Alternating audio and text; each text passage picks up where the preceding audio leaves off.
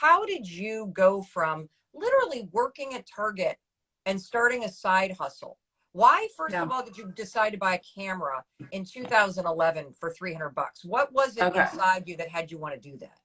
You know what's crazy, Mel? So I was listening to this meditation the other day, and it actually gave me a vision of why I did all of that a decade ago in a way that I never comprehended. And in the meditation, the guy said, there was, for all of us, there was a flame. And for most of us, we feel like ashes right now. And it said, all it takes is, hold on.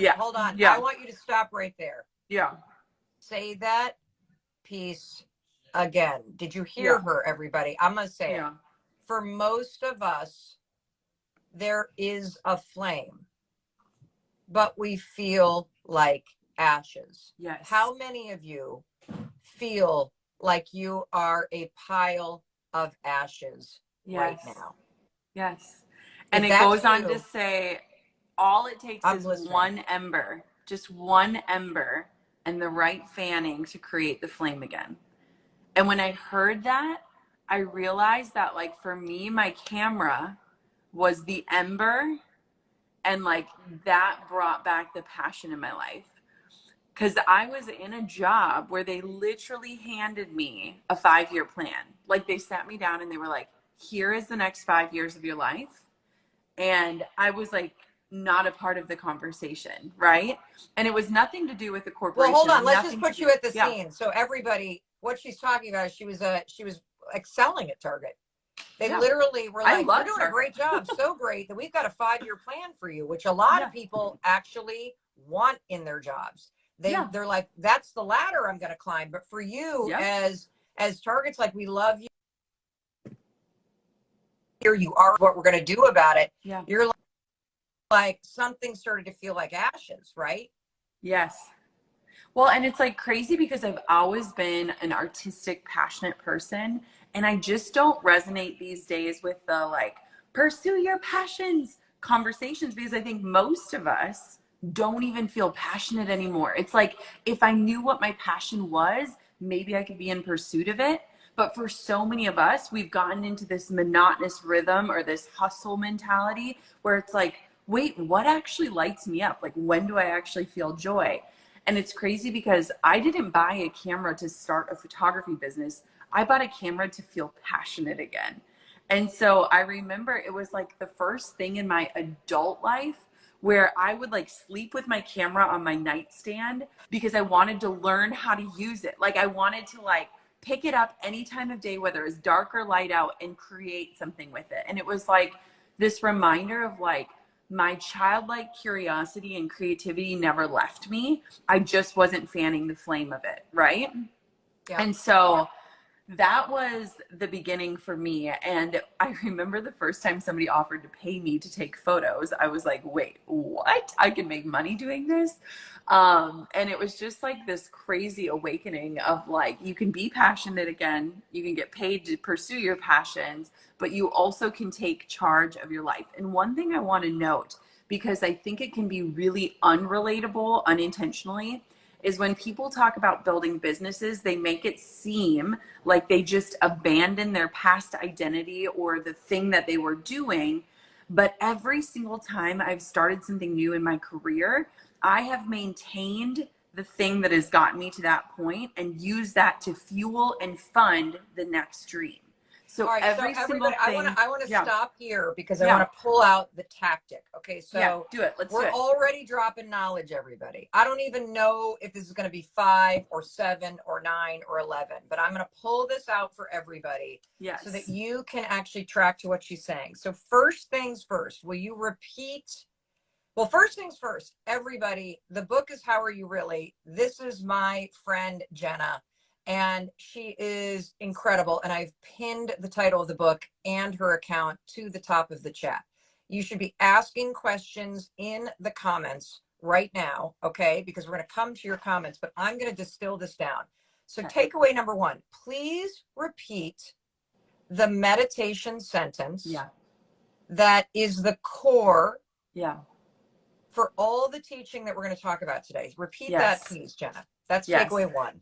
So it says, for all of us, there was a fire, but for many of us, we feel like ashes. And all it takes is one tiny ember and the right things and people to fan it to create the flame again. And I listen, it's the meditation is called, I think it's called Sit Around the Fire. If you Google it on Spotify, you can find it. And it's just so beautiful. But to me, I think that's so exemplary of where so many people are, is we just feel like a pile of ashes, and we forget that all it takes is one little spark, just one tiny spark, and the right things in your life to fan it. That's the biggest thing. Awesome. So takeaway number one, everybody, is that there is still an ember burning inside of you. And it feels like curiosity. It feels like the things that you enjoyed doing when you were a kid. It feels like the things that you're drawn to. And what Jen is trying to tell you is that step number one is to pay attention to that thing, even if it's barely smoldering. Mm-hmm. The thing that makes you come alive a little, you have to lean toward it, because that is the pathway toward aligning your life to what really matters to you and is going to work for you. The second takeaway that you have learned is that in the beginning, when you take that ember, right, this is not about marrying $1 million businesses with it. This is about fanning the things you're curious about and interested in and drawn toward, and surrounding yourself or following people that are doing the thing that you're drawn toward. Even when you said, Jenna, I just wanted to pick up the camera to learn how to use it. Yeah. I felt something flutter inside of me, because I don't really know how to take great pictures, and I've always wanted to. I rely on my camera. And so I'm like, oh, well, that's interesting. That might be the little ember inside me. There might be something about leaning more into doing the creativity and being on the other side of the camera, or learning more about it, than being on this side where I am. And so, guys, that's an example of an ember starting to get fanned by Jenna. And so that's takeaway number two. Now, what I want you to understand is that you kind of kept leaning toward this thing that had you come alive. How did you go from like, okay, I'm now letting myself use this $300 used camera from Craigslist. Mm-hmm. I'm noticing something come alive in me because I am pursuing something that I'm curious about. Yeah. How did that go from, I've just brought something back into my life that makes me not feel like a zombie anymore, to you making money taking photos for people? How did that happen? So my brother and sister-in-law got married in Jamaica, and it was right around the time that Drew and I were planning our wedding. And so I was in on all of the wedding vlogs. This was pre-Pinterest days. And I asked them if I could bring my camera with to Jamaica and take pictures. And one of the things that I love every single year is when I get a reminder on Facebook of me sharing an album of photos that was titled My First Wedding Photography Project. Not, you know, so-and-so's wedding, my first wedding photography project, meaning there will be more. I was so bold in those early days when I really came alive with it, where if I saw somebody get engaged, I was like, oh my gosh, congratulations. Hey, by the way, do you need a photographer? I would love to take pictures for you. I'm learning how to do it. And I still have messages like that where I really just decided, okay, how can I serve people while I learn? And I think a lot of times we hold back on our gifts because we want them to be perfect, or we want to have the perfect experience, or we want it to be tried and true before we even experiment with it. But I just started taking pictures. I took pictures of cats. I did senior photos. I took boudoir photos. I mean, I did every type of photography. One, to learn what I loved and what I didn't love, but two, to just refine the art of it. And I think it's really important to note, there's a line that I've said to you recently in your own life, but also a line that is in my book. And it talks about when I was still working at Target, but I knew that I wanted to be a photographer. And it felt like I was riding two Clydesdale horses going in opposite directions, because I had this deep passion, but I also needed the security and the safety to be able to pursue it. And so I think a lot of us find ourselves at these crossroads where it's like, I really want one thing, but I need to fund that dream, and I need to have the safety and security to stay creative. And so it was like, I just like worked my job, my full-time job, and then went home and worked on the side hustle. And everything I've ever done in my business, whether it's my podcast or even writing this book, was a side hustle, because we're so quick to abandon something when it doesn't serve us any longer that we miss seeing the way that the things that we're doing can serve us and propel us forward. And so my full-time job funded the dream and gave me the ability to stay creative and not feel so risky. And I think people are quick to abandon the things that have gotten them this far, not recognizing that those things can carry them forward. Okay, so I'm going to show you something here. Okay. So this is, she basically used this analogy because I was feeling completely overwhelmed and needing to make a choice between the old way I did business and a new way I'm doing business. And Jenna was like, Mel, you're literally like riding two Clydesdales and they're galloping in different directions. And it's time to like basically hop off one of them. But I want you guys to all hear something, because I think one of the things that really keeps you stuck, and yes, I'm talking to you as you're watching Jenna and I talk, and the book, How Are You Really, is pinned to the top of the comment. And it's going to hold your hand like a best friend and walk you step by step through everything we're talking about. Is that step one, we've already talked about. There's an ember inside you that is really kept alive by your curiosity, the dreams and the passions and the artistry that is woven into your DNA is still smoldering in there. And conversations, podcasts, music, certain people start to fan the flame of it, and you can feel it. And it is essential in your life that you allow yourself to step toward that. And here's where people make a mistake. And that is, you get impatient, because you get impatient with the fact that it takes time for that ember to start to become a flame, and for that ember that is a flame to start to fire up your bank account. And so too many of you do not continue forward doing two things. So there are two things you got to do in life. There's the stability of the job at Target, or the job that is sucking your soul dry, or the thing that I was doing that I even loved, which was keynote speaking, that was starting to kill me because I was missing out on my entire family because I was gone all the time.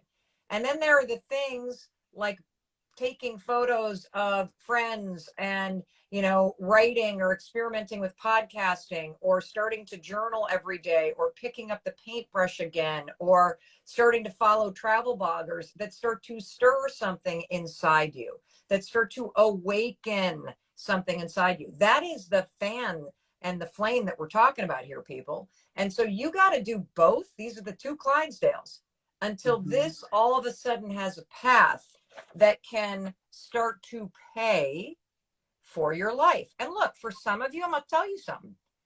Attaching money to the thing that fans the flame chokes the soul of it.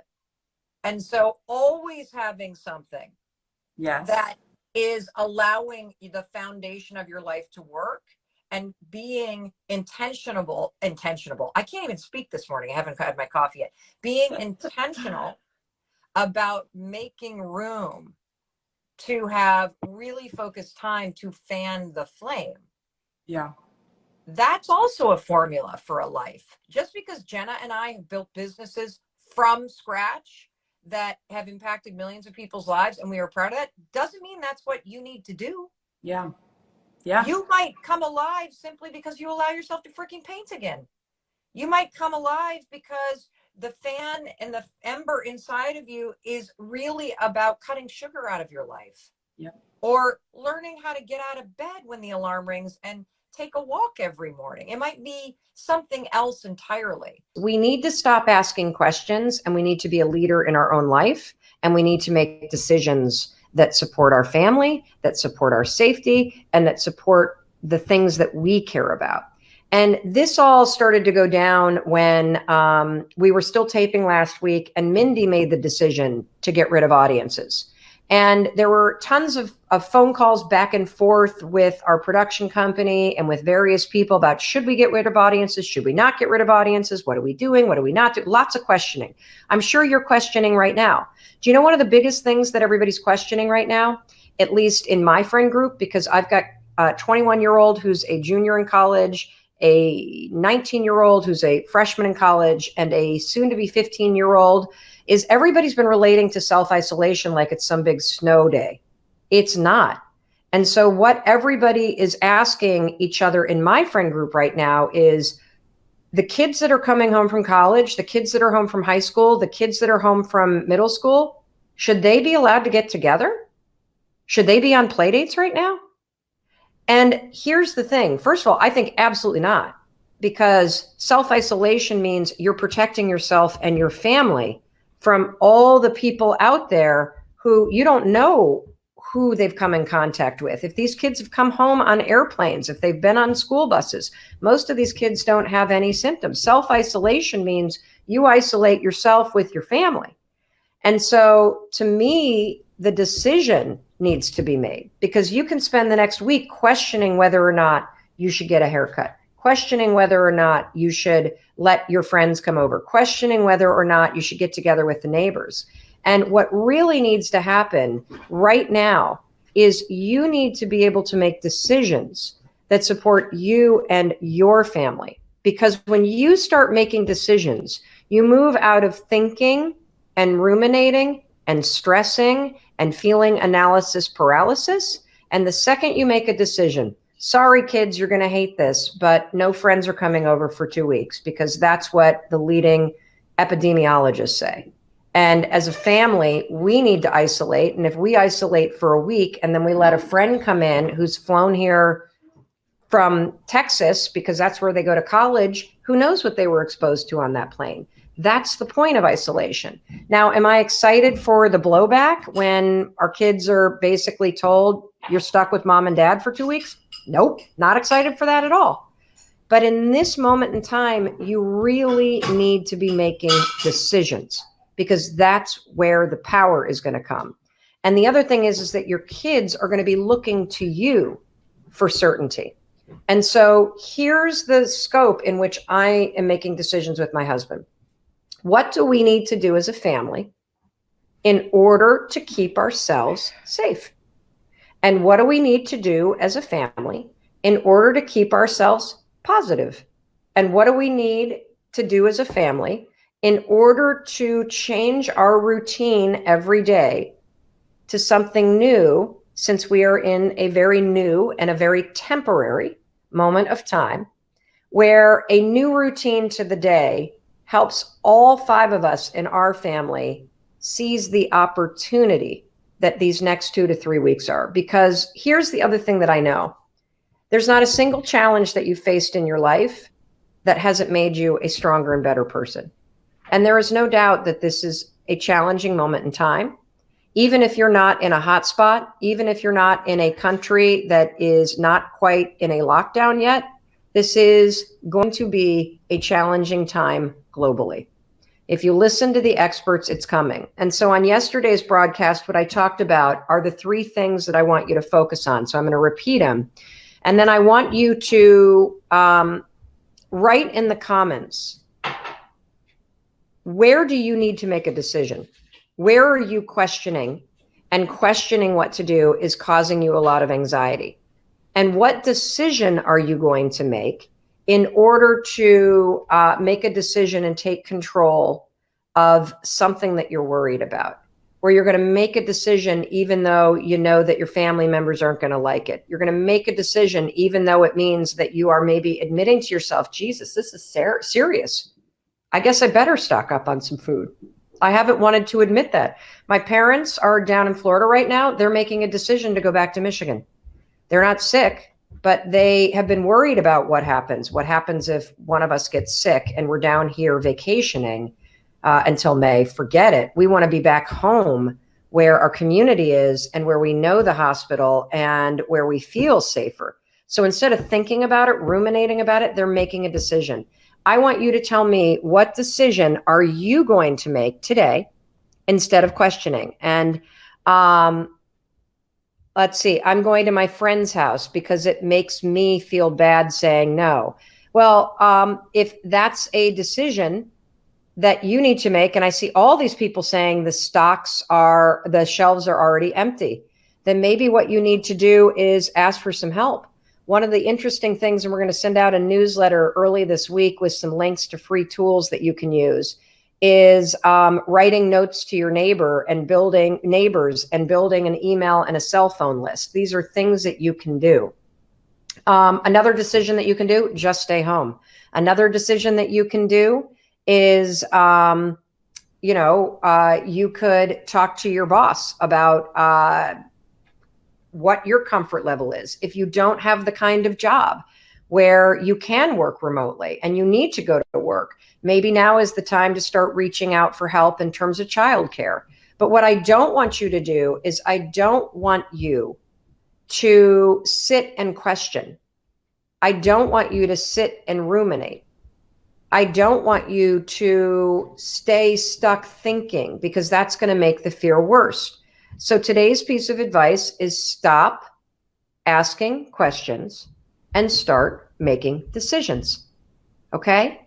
And I want you to tell me, what are you going to do? I see that somebody canceled their trip to Hawaii. I see that somebody has asked a neighbor for support to go and do the shopping for them. I see that somebody is finding it boring at home. You're right. It is boring at home if that's the attitude you bring to it. I think being at home for 2 to 3 weeks and slowing down is a huge opportunity. And that's why it's so important for you to work on your mindset. I see that somebody's canceled their wedding. I see that somebody has decided to get to Australia instead of staying in Thailand. Somebody is arranging to work from home. Somebody is using the time to take webinars, to listen to audiobooks. I see somebody is sending supplies to their parents. I think that this is an opportunity. I see somebody else has canceled their wedding. I see somebody slowing down. I see somebody that has decided to put things on pause and to start to work on projects around the house. Yes, you can get through this. And you're going to get through this if we stay connected. Okay? And you're going to get through this if you ask for help if you need it. And you're going to get through this if you keep your mindset positive, if you keep reminding yourself that you're okay, and if you come at this from a place of being centered from your heart and centered from your kindness and centered from your spirit. I see people starting to paint. I see people doing cello lessons over FaceTime. I see people working out in a home gym. I see people working on house projects. I see people doing self-care, catching up on reading. This is going to pass. And the faster that you make decisions that are keeping you and your family safe, the faster that it will pass for you. This is a question about, do you make decisions with your heart or do you make decisions with your head? And how the hell do you know? How do you know? In fact, I was just talking with my creative director, and she was sharing with me that a friend of hers is going through this terrible thing right now. It's not terrible. It's just what happens in life, where she knows that the relationship that she's in isn't right. They get along really well. Things are really easy, but in her heart, she knows it just isn't right. Those are the kinds of decisions that are really difficult to make. And so it gets to the heart of Emily's question, which is, how do I know whether to make a decision with my head or a decision with my heart? I'm the kind of person that believes you should always make decisions with your heart and soul. You can use your brain for math. You can use your brain to look at the fine print in a contract. But when it comes to the actual feel of the decision, you always want to go inward and check it against your heart and soul. How do you do that? Here's the simple test. Does the decision that you're about to make expand you, expand your future, or expand the possibilities of your life? If the answer is yes, then the decision is yes, no matter how terrifying it is. If you conversely look at the choice that you have to make and the decision will shrink you, will silence you, will inhibit you in some way, then the answer is no. No matter how easy the decision is, no matter how safe the decision is, the answer is no. Now, one of the things I want to point out that when you start to use this, does it expand or does it shrink me? Does it open possibilities or does it keep things closed? Does it raise my voice or does it silence me, right? Is that there's always a short-term and a long-term impact to the decision. The short-term impact to making an expansive decision, a decision that's based in your heart and your soul, sometimes it's terrifying because sometimes it means moving, or it means changing a job or changing a relationship or having a difficult conversation or starting something new. And those sorts of things are always uncomfortable. So brace for impact, put the force fields up, but make the decision anyway. Because the long-term impact of making a decision from your heart and soul, that is where the best life comes from. Because you're living for what's true for you, not what's safe in the moment. I hope that helps. And let me know how you use this expanse versus shrink scale in order to make decisions that you're facing right now. So I was walking with my husband, Chris, on the beach this morning. It was phenomenal to be able to take some time and just be in a quiet place. And my husband turned to me and said, "Geez, Mel, you are normally such a powerhouse. You are normally a woman on a mission. You have clarity. You are completely driven. You are so indecisive right now. Like, you are spinning like a top." Now, can you relate to this? Do you feel like you're more indecisive or overwhelmed than ever before? That is me right now. And I know why. The reason why I feel incredibly overwhelmed is because I have intentionally and strategically made the decision to launch an entirely new chapter. As of this morning, the home that Chris and I raised our kids in for 24 years, I've lived there almost half my life. I've lived there longer than anywhere else in the planet. We have put our amazing antique farmhouse on the market, hopefully for another amazing young family to come in and enjoy. I am making major changes in my business. I am looking to hire an executive producer for a new podcast that I am launching. We've not announced the partnership yet in terms of who's distributing it, but we're creating the whole thing in-house.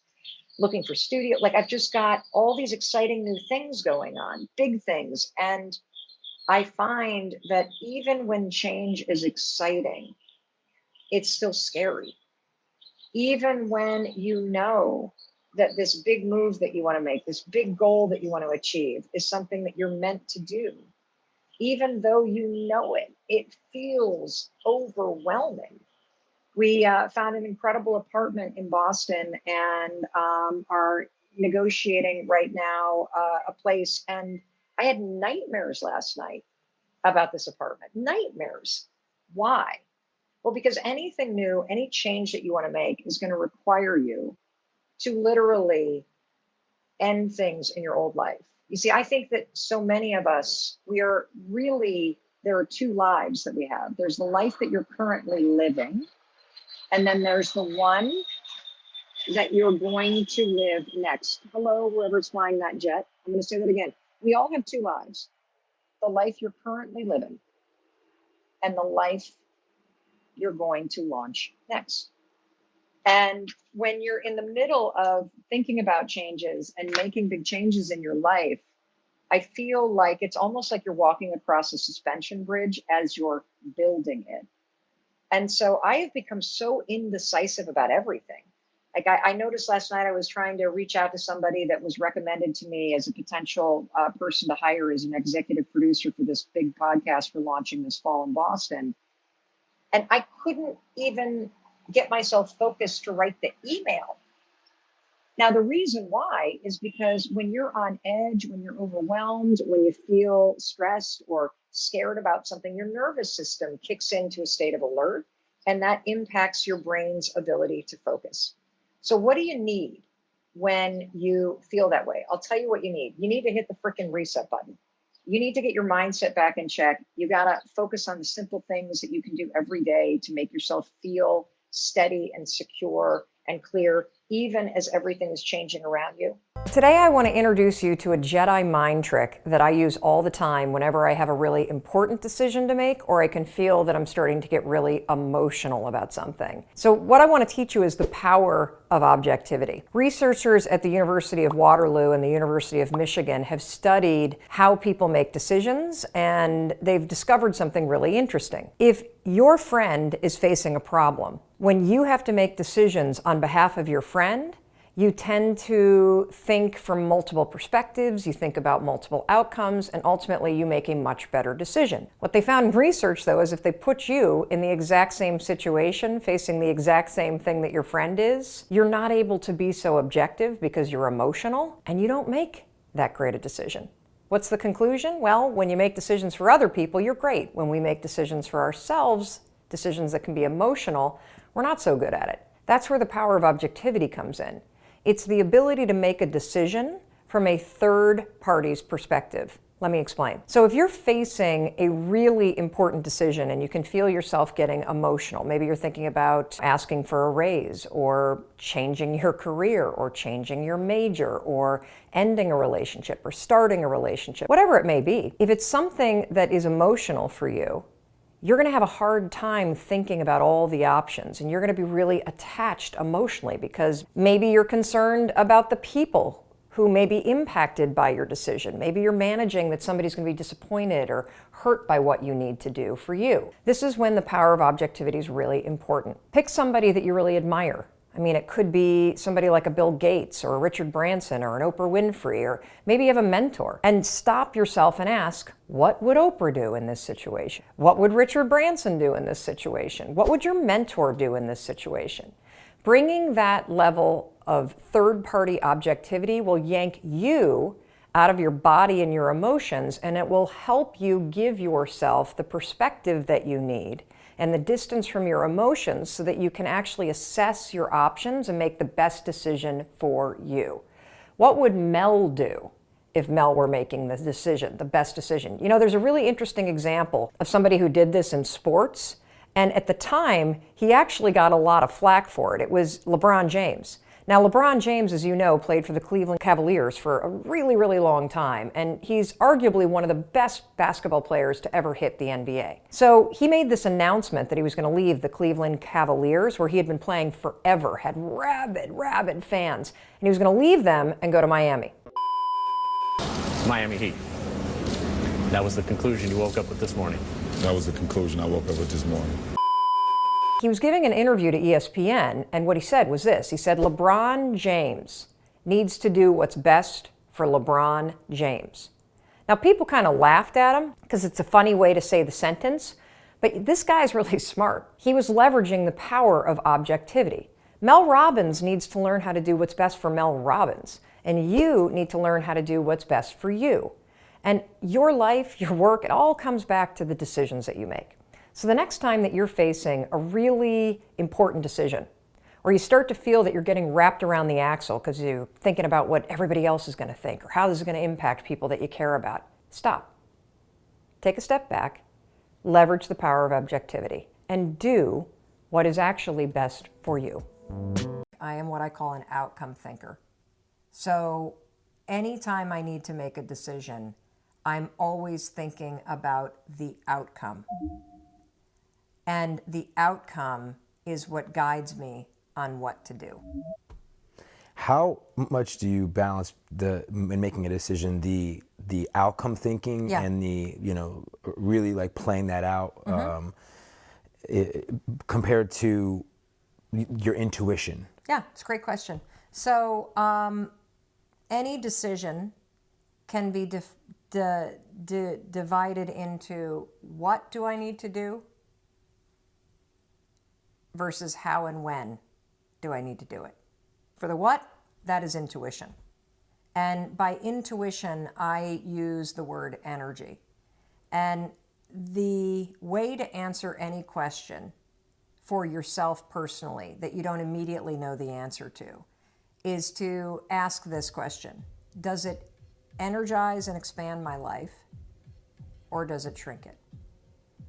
If it energizes and expands your life, the answer is hell yes. You should absolutely do it. That is what you should do. If the decision shrinks you or it deflates you, then the answer is hell no, you should not do it. This is an incredible tool to use in deal making, by the way, because I'm in the middle of negotiating a massive media deal at the moment, and it's something I've always wanted to do. Yeah. And when you're negotiating for something you really want, whether it's somebody that you're dating or it's a salary or whatever, in my case it's a massive media deal, you can get really ego driven, right? And you can start to get very attached to the deal or to the person or to the whatever. But you have to stop and ask yourself, is this deal or this person actually expanding and energizing me? Or are there aspects of it that deplete and shrink me? And if there's any aspect of it that depletes and shrinks, you either have to change that aspect of the deal or the relationship structure, or you have to say no. Period. Right. If you decide that, yeah, it energizes me and I really want to do it, then that's what you want. Next, you've got to think about the outcome, which is how and when you make it happen. Right. How do you make a big decision, right? So it's a decision that sounds like he's going to accept a new job, but it requires him to move to another state. And notice what he said, I want it, but I'm afraid. This is the perfect question for right now because you would actually use do it anyway.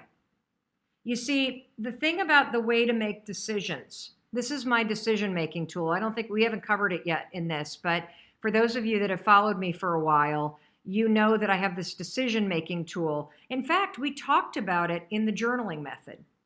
So in the journaling method, if you go back to videos 9, 10, and 11, and if you look at the journaling method that we talk to you about, and look, I want to tell you something. I'm not asking you to buy this. In fact, please don't buy the 5-second journal. We don't have any more in stock. They're sold out around the globe. We'll print more. Do not buy this. I'm not doing this training to ask you to buy anything. I'm showing you this because for those of you that don't have the journaling method in front of you, if you go to 5secondjournal.com, 5secondjournal.com. If you go to 5secondjournal.com, what you will find is a ton of free templates that will show you the journaling method for free. You don't ever have to buy that. I'm telling you not to buy it. I want to be very clear. The reason why we're doing these trainings is not to get you to buy something, okay? It's to help you learn how to reset your mind. So back to the question. The opening thing in the journal. Do I have one that's open here? Because then I can, well, I'll just open this one. The opening thing in the journal is a fuel gauge that has you tune in, and this is going to get to decision making, that has you tune in to how you're feeling energy-wise every morning. And so let me show you what that looks like in case you haven't seen those videos yet. So you see this little fuel gauge right here. Oh, can you see it on Instagram, Oak? Am I holding it up? Yeah, just like not that one. Yeah, there you go. Okay, you can see it really there you go. So that fuel gauge is a visual cue to have you tune into your energy and to assess whether or not you are depleted and empty about something and heavy, or the other extreme is energized, full, expanded, open to possibility. And the reason why I ask you to do that first thing in the morning to assess your mood, to assess your energy, to tune in, is because there's established research that says that your mood in your morning impacts your productivity and focus all day long. And so if you can boost your mood in the morning, it has a material impact on your focus and on your productivity all day. And so we use it in the morning in the journaling method that I've taught you in videos 9 through 11. But when it comes to decisions, I want you to do the exact same thing. I get that you're scared. It's a change. I would be kind of surprised if you weren't a little nervous about doing something awesome, like moving to a new state and starting a new job and all the possibilities that come in with it. So if you're trying to make a decision, do I do this thing that's scary or not? What you do is tune inward and really assess, how do you feel about it? when you think about yourself living in this new place and having this new job and all the possibility and growth that comes with it, do you feel dead and depleted and stuck? Or do you feel energized and alive and full of possibility? You see, if the decision is something that will expand your future, that will create possibility, that will make you grow, then it is 1,000% something that you must do. And you must do it even though you're afraid. And the fear is a very normal thing. And the fear is there because you're about to do something new. But do not use the fear to talk yourself out of making a decision that actually is grounded in growth and possibility and energizing you. So that's how I make decisions, using the stuff that you're learning in the Mindset Reset. And again, you can go back to the journaling method on videos 9, 10, and 11. But if you have a big decision to make and you notice that you're afraid, or you notice that you're stuck up here, go in and ask yourself, does the decision deplete me, make me stuck, make me feel dead, make me feel heavy? Or does the decision, even though it scares me, even though it's hard, is there something about it that expands possibility and opens up my life and will give me an opportunity to grow? If you're in this camp, the answer is heck yes. If you're in the dead camp and the hell no, heck no, okay? But I'm also excited to talk to you because I am going through a major life change right now. And I consider myself to be a very confident person. And this major life change has literally rocked my world. And I am in a daily battle with self-doubt, with fear, and maybe you watching at home, you know, you've experienced a time, or you can relate to this idea that you have made a decision. Maybe it's to end your marriage, or it's to change your career, or it's to move across country, or it's to heal yourself, or to not have kids. Or in my case, my husband and I made a decision to sell the family home that we have raised our kids in for 24 years. I've lived almost half my life here. My parents, Lisa, never moved from the home I grew up in. My grandfather was born in the house and died in the house that my mother was raised in on a big farm. Like, this has never been modeled for me. And so when I made the decision, everybody, it felt right. And I knew it was the right decision. But now that we're on the backside of it and we're a couple weeks away from closing and packing this place up, I feel my heart shrinking. I feel these massive, like, hot waves of anxiety. I've felt waves of anxiety that feel like electricity. I don't know what your waves of anxiety feel like, Lisa. Do they feel like electricity, or like this is like lava coming through my body?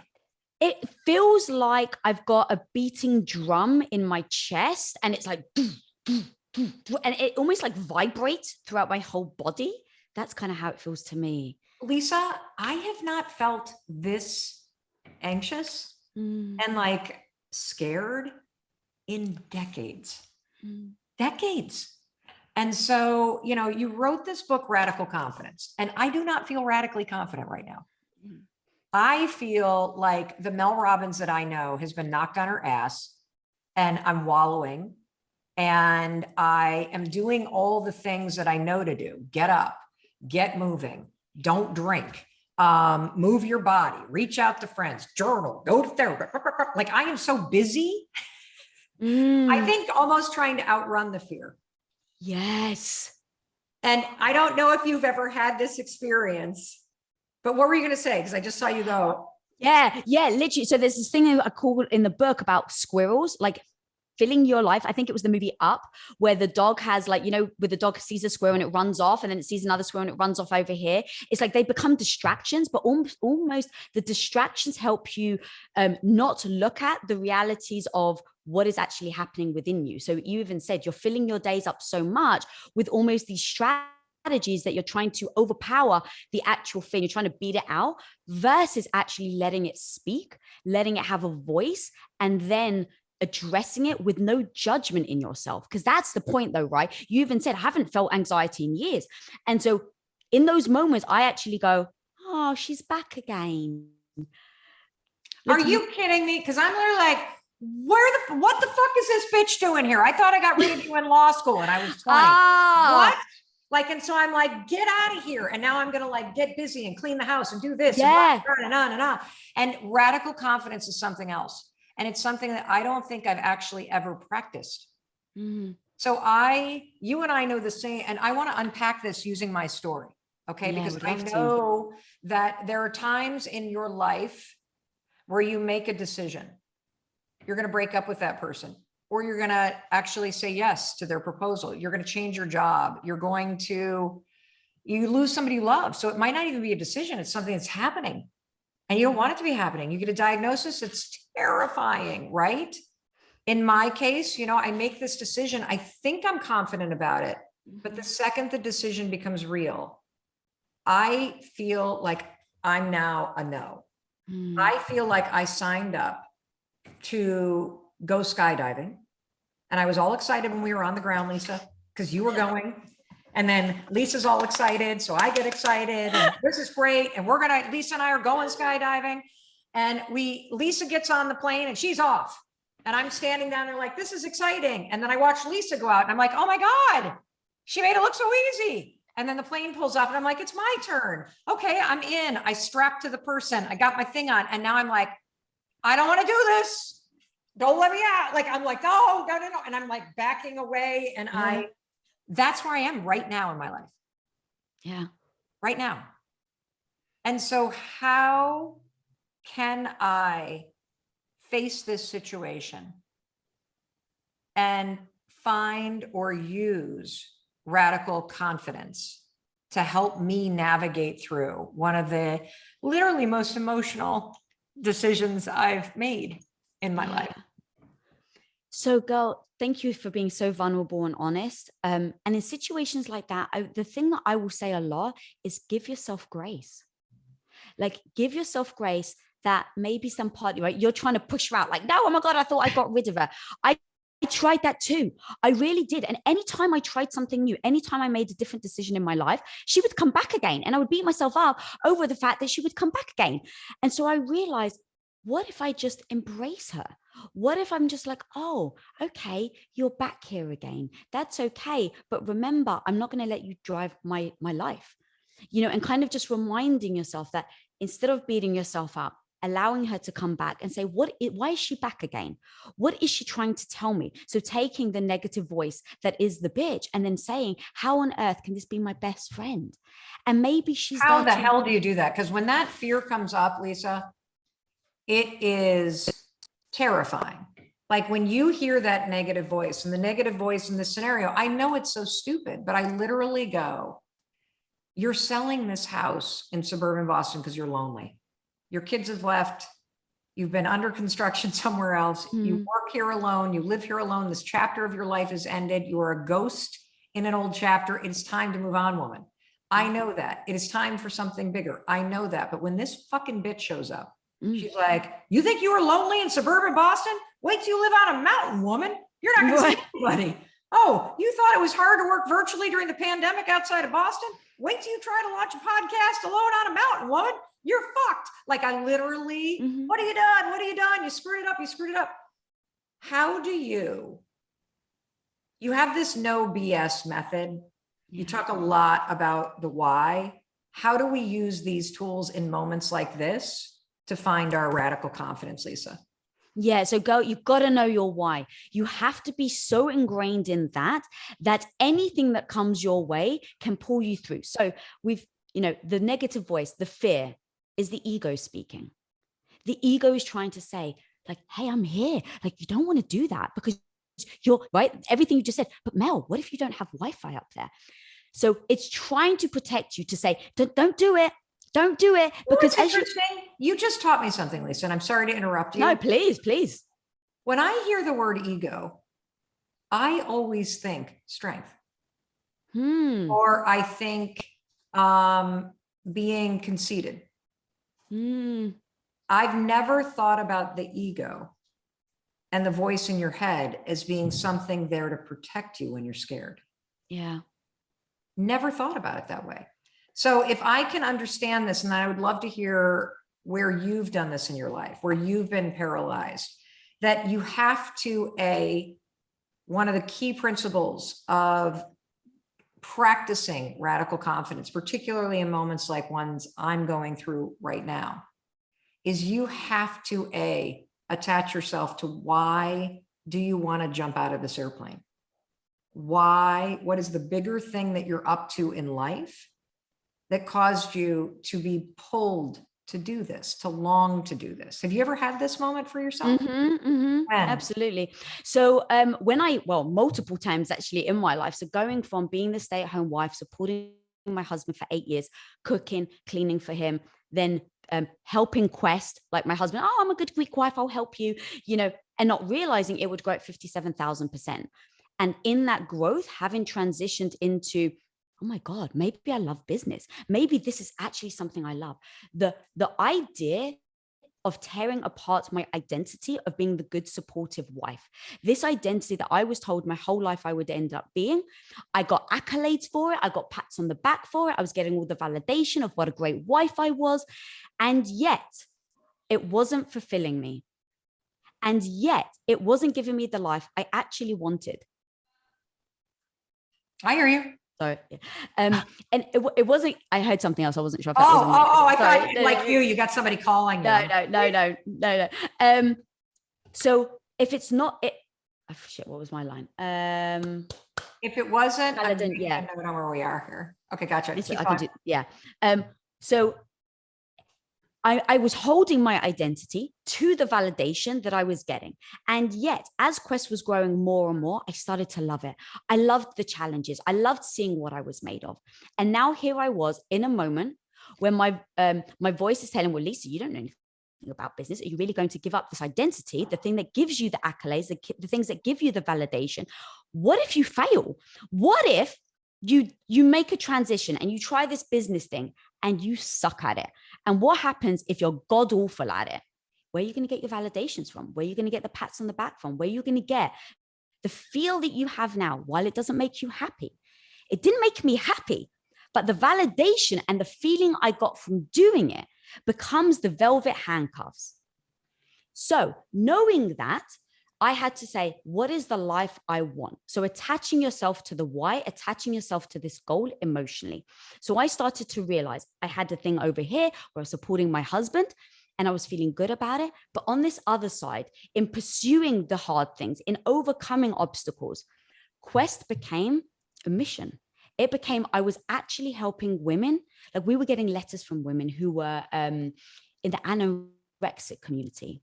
And they said, this one woman specifically, I remember, she sent us a letter. She said she was in the hospital at like 40 pounds, Mel. She was on her deathbed. Oh, God. And she said, thank you for bringing Quest into my life. You have now made me okay with calories again. Now, when you hear that sort of thing and you attach yourself to the why, that when you step in, all these hard things to do actually deliver on this why, I now know I have to make the change. So I know my why now. I know that I really want to change from being the supportive wife into helping build Quest. All right. So let me unpack mine.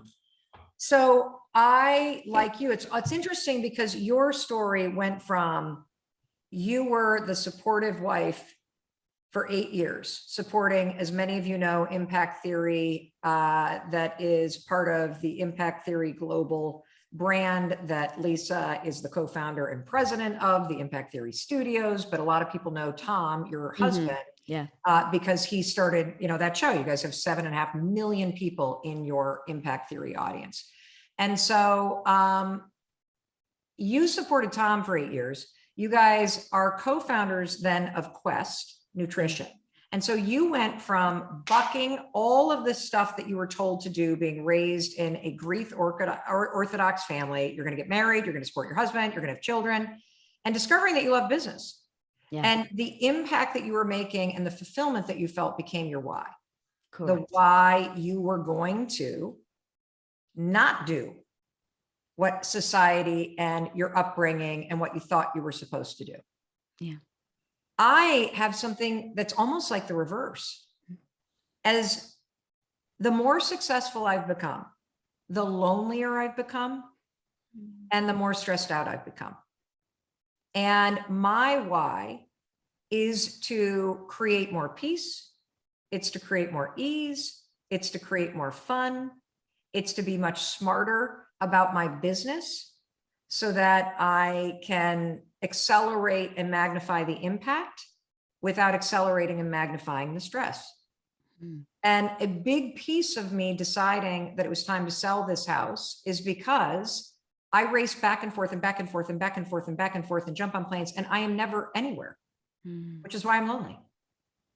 And it's just like it probably scared you to not do what you had been told you should do and had been doing forever. It scares me to slow down and to approach business very differently so that I can have all the things that I really want, which is more time with my family, more peace, and a bit of separation between the empire and the impact that I love building and the peace that I need and the connection that I need in my personal life.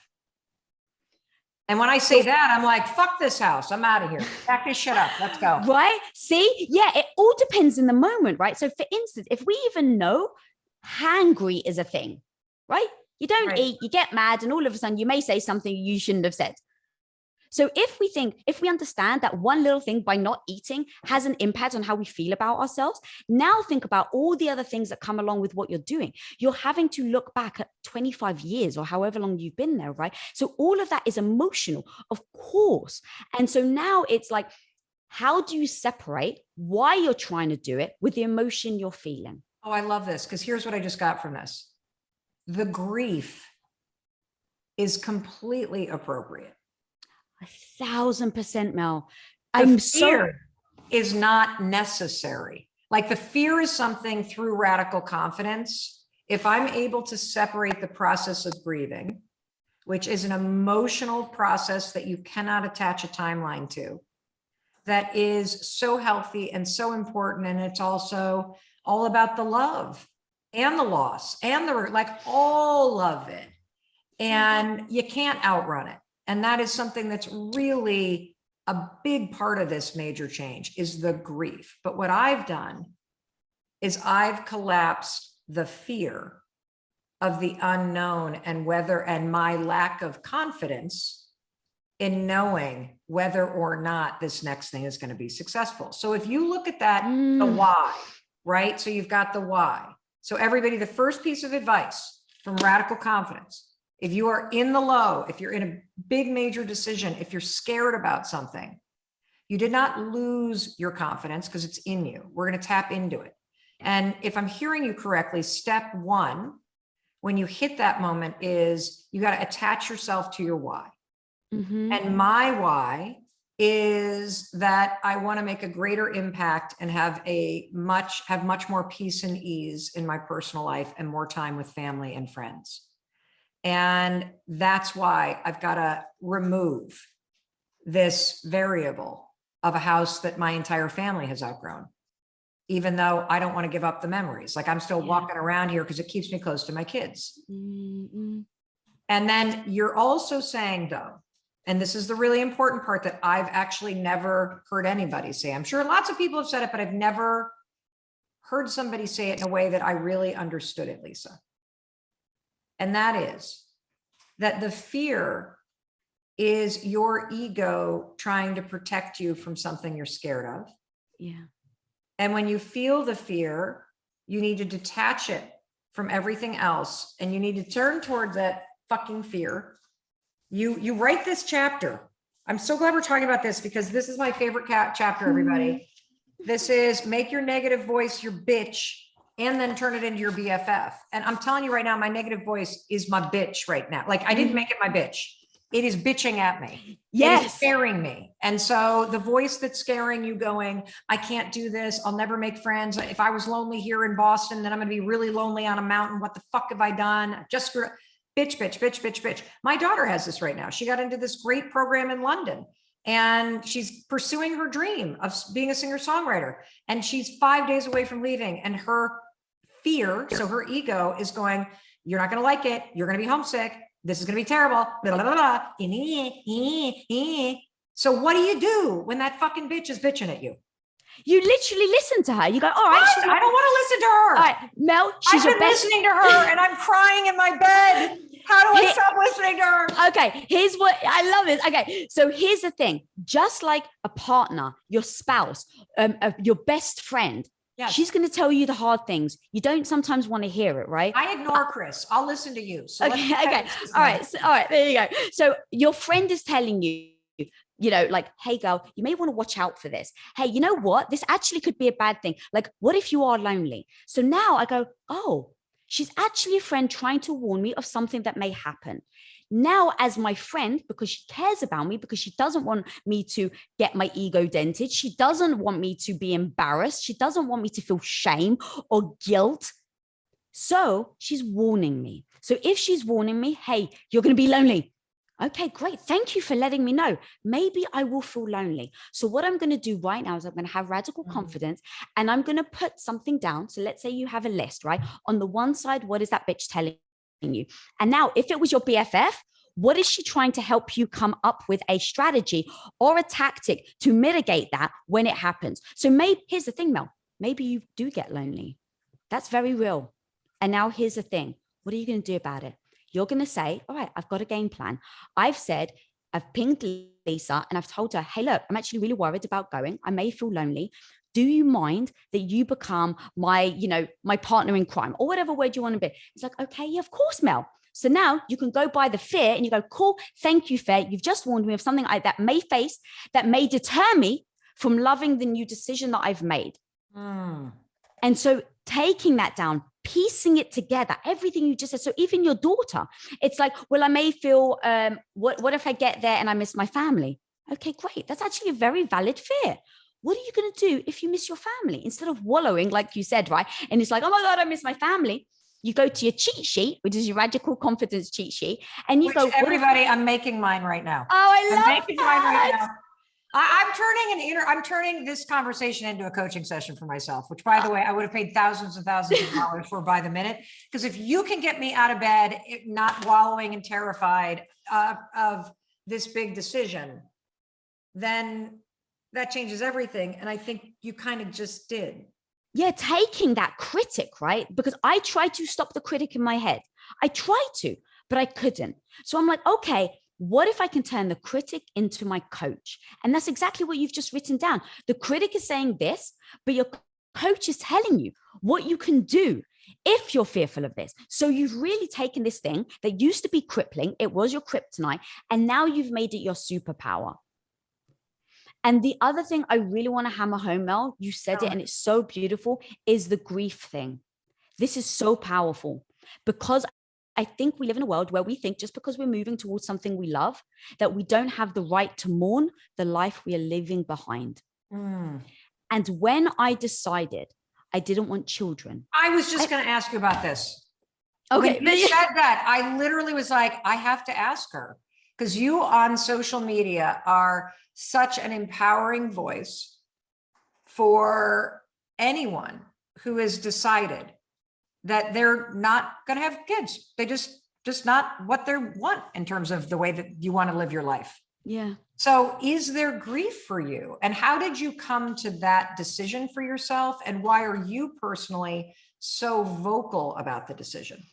Yeah, thank you, Mel. And even in my decision talking, it really isn't whether I think people should have kids or not, right? It's really about when you think you are going to have one life and you change your mind. So I married Tom thinking I was going to have 4. Like literally, I told him I wanted 4 children because I come from a big Greek family. I always loved the big grand family. And 10, 15 years in, when I realized I love entrepreneurship, I have a chapter called Open Up the Can of Worms and Embrace the Ick. Now, open up the can of worms is me asking myself the hard question. Do I actually want children? And so many of us hide from asking ourselves that question, or a question, a hard question, because the ick is what comes with the mess that is the hard question. So let's say, for instance, do I actually want children? And the answer is no. The ick is now I have to talk to Tom, my husband, who may still want children. Now what happens, Mel? Is he going to say, well, babe, you promised me, and so it's a, I want children or we have to get a divorce? I don't know. Right. That's the ick that you have to face when you ask yourself the hard question. What was the moment when you were like, wow, I actually realized I don't want 4 kids? How did you get to that decision? So do you ever feel like it's a whisper in your head first? The house was. Yeah. It becomes something. Keep going. So it becomes this little whisper that maybe we try to ignore because it's uncomfortable. It's like, I don't want to ask myself this hard question, because if I say to myself, to your point, do I really want to live here anymore? Now you have to deal with all the emotion that comes behind it. You have to tell your kids. What if your kids are upset? Now you've disappointed your kids. What if your husband doesn't want to move? Right? There's so many things that come with you saying, maybe I don't want to live here anymore, that ends up people living in the same house that they didn't want to live in for 10 years. So it's making sure that you ask yourself the hard question, listening to the answer, which is the whisper, right? So the whisper is, do you still want to live here? Do you still want to live here? And in fact, let me back up. So you listen to the whisper and then you let it speak. Do you remember the first moment and where you were when it went from a whisper to a speak? The interesting thing is someone else saw it in me before I did. I didn't want to acknowledge the whisper. And one day, one of Tom's business partners turned around and says, Lisa's not going to have children. Because he had seen me go from a supportive wife to now business. And I was like, no, of course I'm going to have kids. I'm just going to do this entrepreneurship thing until I'm ready. Right. And so he turned around and he was like, Lisa's not going to have kids. And it was so upsetting. It was so upsetting. And I went to Tom. I was like, I can't believe that he said it. Who does he think he is? Why the hell did I have such an emotional reaction to it? That was the thing. I was like, because Tom even said, babe, why does it bother you? Who cares what other people think? And I was like, why does it bother me? And it was because I was ignoring the whisper and he just called it out because he saw in my actions how much I was thriving in business. He saw, but because of my belief system, the belief system that I had as a Greek woman, I was going to have children. I didn't want to ask myself the hard question. So when he said that, I actually stepped back and said, why do I believe that I'm going to have kids in the first place? Like with no judgment, assess my belief system. And once I started to write down what are the first things that come to your mind? And I was like, all right, legacy, chatting something out like as quickly as possible. So I was like, all right, legacy. And I was like, well, what does legacy mean? So I wrote it down, legacy. Oh. What does legacy mean to me? All right. Well, I said legacy because to me, it was about having children to pass on your wisdom. That was what my dad used to tell me. And I was like, but do I actually believe that? And I'm like, well, a legacy to me could be, having, making a mark on your life now so that when you're gone, you're remembered. All right. Do I actually need to give birth to my own children to do that? Oh, no, I actually don't need to. And then it was like, why else do I believe that I want to have children? I really love the idea of having a little Tom running around, a little mini Tom. I love the idea of having a daughter that one day I could help her mindset not be crippling like the mindset that I had growing up. So all these emotions were real, which is why I didn't want to necessarily say, but is this worth, right? Is this something that I really want to have children over? And so once I looked at that and I said, you know what? I actually still want that. But what I want more than that is the life that I'm experiencing in business. And in that moment, Mel, going back to your grief, I realized I had to mourn the life I was leaving behind. It didn't mean that I didn't want the life. It didn't mean that some of the decisions that I was making weren't going to be heartbreaking to me. But I realized that what I wanted more than having children was actually not to have children. Wow. And so I had to sit with Tom. And we had as a relationship, our communication. And I said, babe, I need to give you the space for you to mourn the wife you thought I was going to be. That's going to take process. What can I do to do that? Right. And so I, with respect, said, he's used to me taking care of him, putting his clothes out, cooking for him every day. And so there is a grief process when you lose someone, right? Those first moments where it's like you're surprised by all the changes. Right. So I said, babe, I need to give you the space to have this grieving process. So what does that look like? All right, I take care of you 7 days a week. So next week, babe, I'm going to take care of you 6 days a week. And then the following week, I'm only going to cook for you 5 days a week. And then the week after that, I'm only going to give you 4 days a week. And what ended up happening was I embraced that both of us were actually sad that we were giving up this part of our life. But we know our why because we knew we were going to do it to move forward to the life that we really wanted. And so giving yourself the space, Mel, right now to grieve all the things that are very true to you. But to have that why, which is where we started, but to make sure that the grief doesn't deter you from your why. This is so beautiful. This is so beautiful. I can't tell you how much I've gotten out of this. I want to try to unpack it because I think it's so valuable what we've just discussed. And as somebody who has spent a lot of time running and a lot of time being faster. I mean, even just think about the 5-second rule. If I move faster than the anxiety, I won't be there when it hits. Right. But the problem that I faced, and it has worked for decades, but the problem that I've now faced in making this massive life-changing decision is that in those moments when you get the diagnosis or somebody that you love dies, or you make a major, one of the major changes, your anxiety catches up. And that's exactly what's happened in this moment. And you've explained so beautifully and so simply how to practice this skill of radical confidence, particularly in these moments where doubt or fear or uncertainty take over. What do you do in cases where your two dreams seem to contradict each other? For instance, I want to write a best-selling book and start my own business, but I feel like unless I give all of my time to one of them, I won't be putting full effort into either. I also fear that if I devote all my time to one dream, and if it turns out it's not for me, I'll regret having focused on the other one. Gotcha. So we've got Daniel on our texting platform, and the texting platform, if you want to join that for free, is 617-284-0725. What do I do if I have two dreams and they seem to contradict one another? Well, interestingly, in week 2 of our program, which begins on Monday, you're going to have the weekend off to catch up, to enjoy the Facebook group, to really reflect on the materials and the things that you've learned in week 1 of Best Decade Ever, where we've talked about dreaming bigger and why it's so important and how hard it is, and your limiting beliefs. Week 2 is about how we pick a dream and we use it as a theme to anchor you this year and call you forward. I personally don't believe that there are dreams that are at odds with each other. I believe that there are dreams that happen on different timelines. And so you're correct that if you were to put all kinds of energy into both things at the same time, it would have a detrimental effect on both of those things. And so what you need to do, in my opinion, is pick the primary dream that you're going to focus the majority of your efforts on this year in terms of moving it down the field. You don't have to achieve it this year. You're just going to pick this as the thing that you're going to move down the field. And then pick a secondary thing that you're working on that continues to allow you to grow.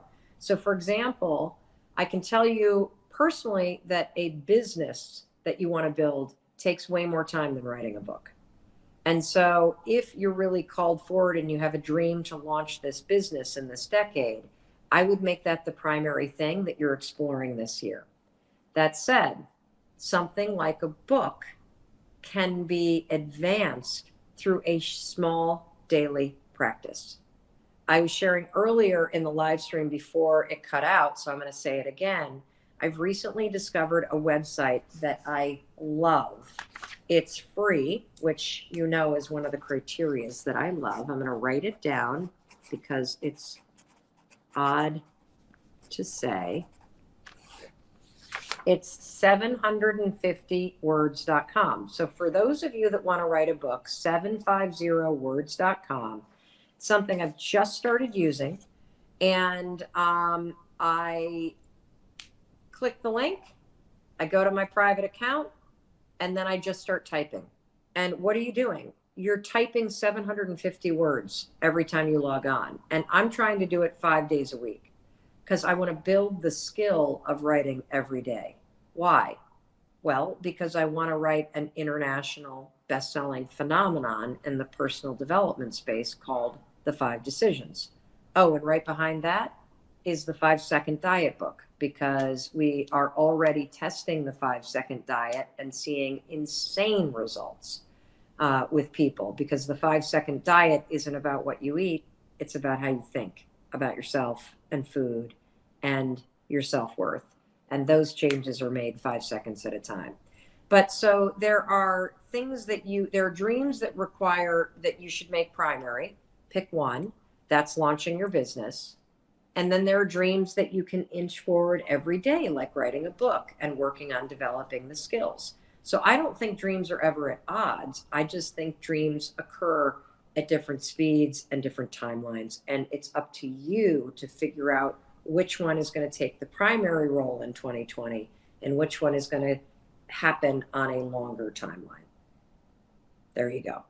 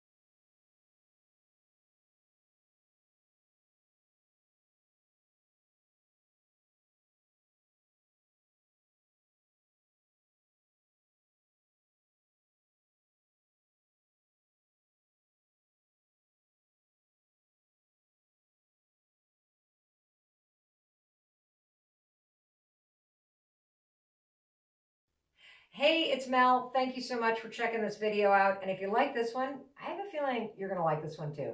I'll see you there.